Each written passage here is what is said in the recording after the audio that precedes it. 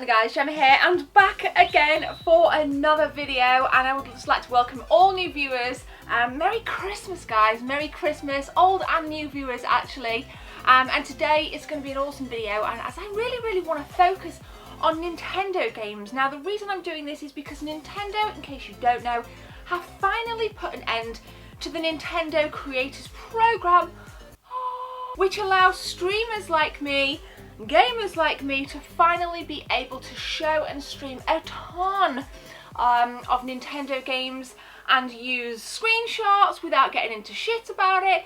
And it's just an exciting time. I've been doing a lot of stuff with the SNES Mini over on stream. Some of you guys have tuned in. So we're going to be taking a look at some specific Nintendo games that I've been playing, as I really want to beef out the Nintendo stuff on my channel. So make sure you thumb that sub button. Make sure you hit that like button. But before we do that, I've just been asked a lot about the PlayStation 2 test, or rather debugging console, and where did I get it from. As I mentioned that there was a PlayStation 3 fat model test debugging station, as well as the ultra rare slim. Now I picked it up from the retro game market from these lovely guys here, Super Retro Brothers. I will link their website in the description, and if you use my code JuicyGames, you get 10% off. I don't make any money, you guys get 10% off. So go and check them out. If there's anything you want, they're super helpful. Just go and give them a shout. And that, gamers, is where I got my PlayStation 2 test, or rather dev/debugging console from. So let's dive into it then. Let's get it going. And what I want to know from you guys is which Nintendo games have been piquing your interest recently. Obviously I play a lot of stuff off stream as well as on stream, so let's start with streams. We've been going through The Legend of Zelda: A Link to the Past. It has been phenomenal. You guys asked me for more retro streams, and that is exactly what I'm going to be giving you, balancing alongside my Call of Duty stuff. So the other night for my 300th stream, we started A Link to the Past. It was about a 3 hour and 20 minute stream. We got the first 3 pendants. We're now in the Dark World as I film this, so I'm aiming to complete that on stream with you guys.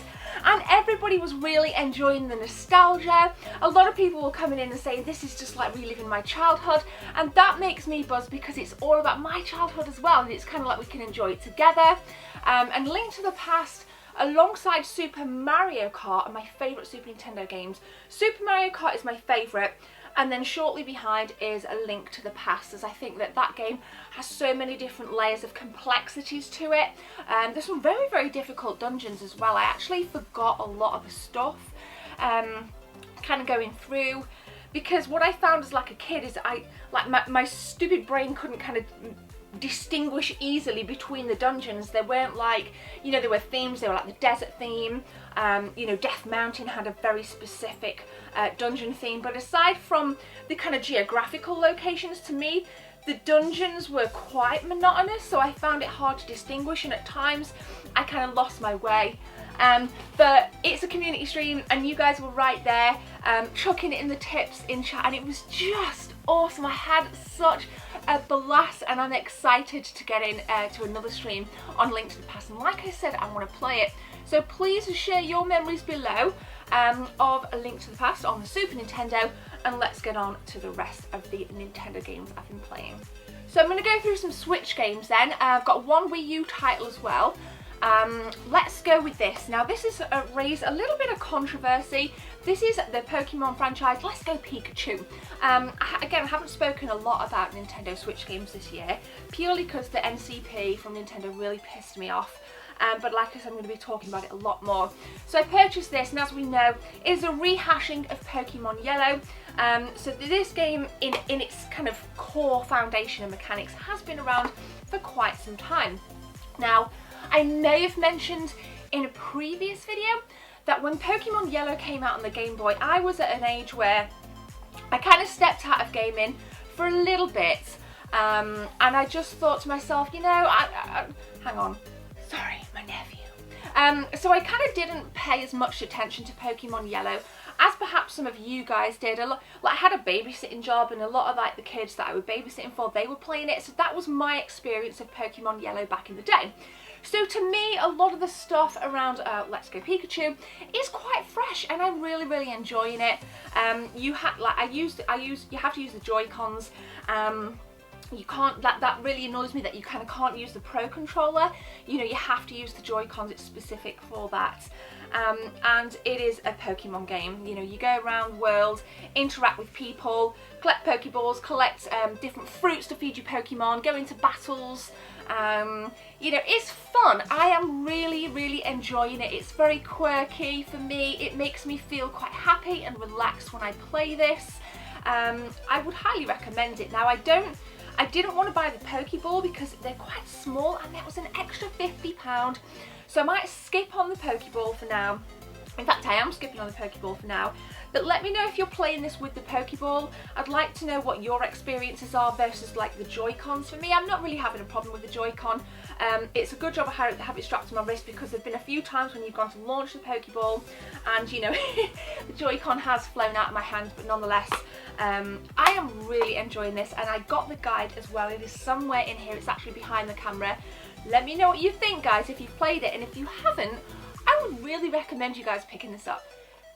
Next up then, I have been revisiting with my nephew Super Mario Odyssey.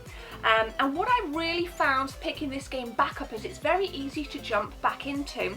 I hadn't played the Switch for quite some time, and this was the first game after I'd kind of reacquainted myself with Let's Go Pikachu.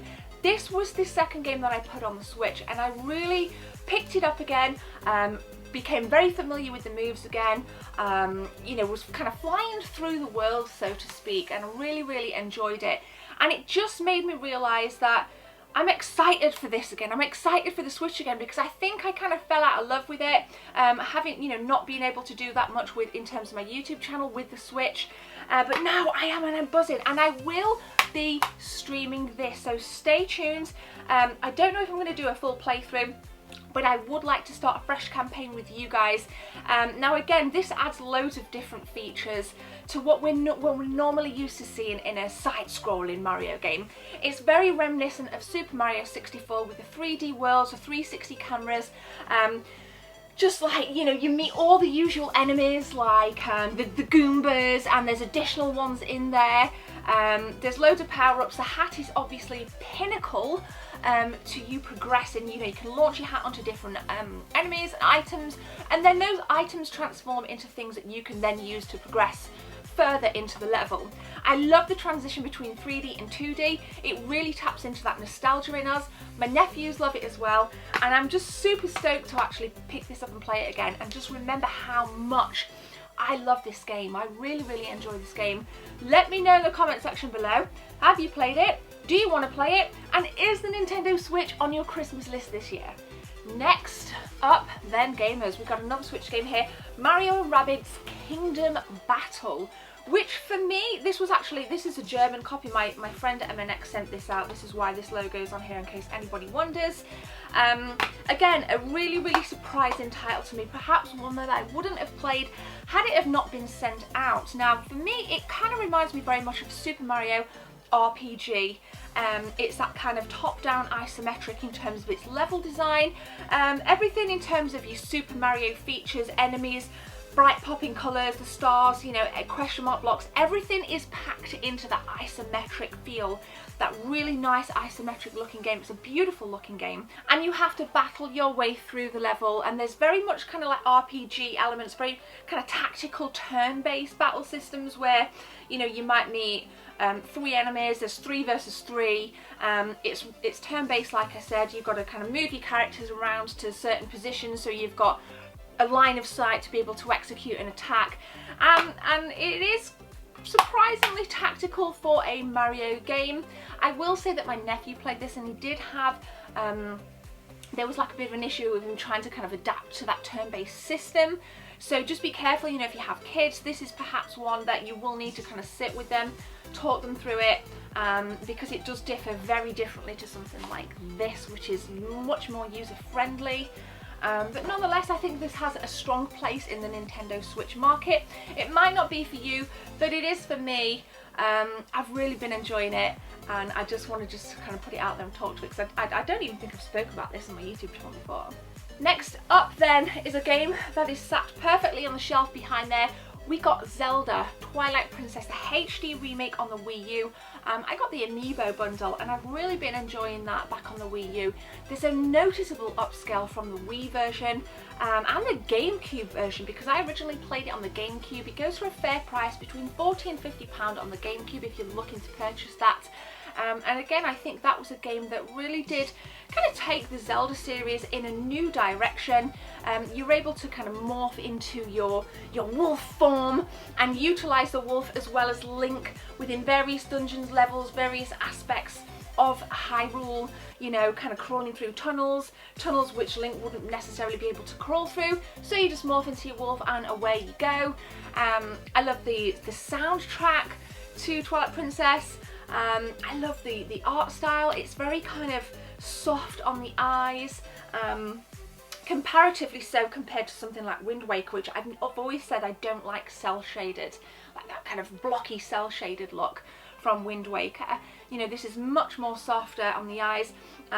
It's very, very difficult. I like the fact that the game pacing, it kind of drip feeds you through quite slowly. For example, it can take you well over an hour to get to the first dungeon. And there's like loads of challenges. It's not an easy ride to get to that first dungeon in the forest. But that is actually my favourite dungeon. I really love that, where you can kind of move the bridges around and, you know, within the dungeon. It's just like the puzzles are just perfect, and I just feel enthusiastic about it, you know. I really, really love it. It is out on the Wii, like I've said, which is a lot cheaper than the GameCube version. I don't see it round with the Amiibo, the boxed Amiibo version that much on the Wii U, but if you can get it, I would highly recommend it. So there we go, guys. They're the predominant Nintendo titles that I am playing at the minute. So there we go, guys. I hope you enjoyed this video. I am sat on a very, very comfortable beanbag. I will put more information out on my Instagram about this if you want to pick yourselves one up.